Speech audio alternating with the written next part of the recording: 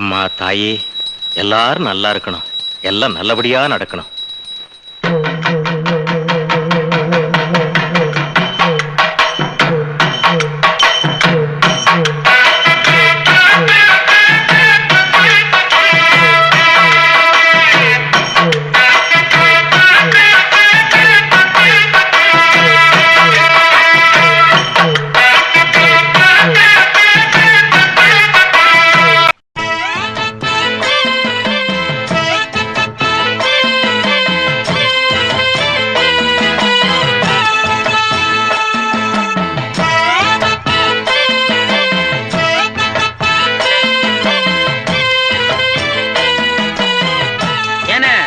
எனக்கு என்ன கல்யாண ஊர்வலம் நடத்துறீங்க?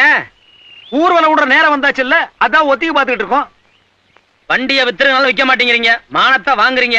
அது என்ன தம்பி அப்படி சொல்லிவிட்டேன்? ஆ. இந்த காரை யாராரு வச்சிருந்தாங்க தெரியுமில்ல? யாராரு? மாந்தூர மகாராஜா வச்சிருந்தாரு, ஆ. அந்த திருவனந்தபுரம் ஐனஸ் வச்சிருந்தாரு, ஆ. ஹைதராபாத் நிஜாம் வச்சிருந்தாரு, ஆ. அதுக்கப்புறம் ஒரு மந்திரி வச்சிருந்தாரு, அதுக்கப்புறம் ஒரு எம்எல்ஏ வச்சிருந்தாரு, அதுக்கப்புறம் சினிமா கவர்ச்சி நடிகை சொப்பன சுந்தரி வச்சிருந்தா, அதுக்கப்புறம் இந்த காரை நம்ம வச்சிருக்கிறோம்.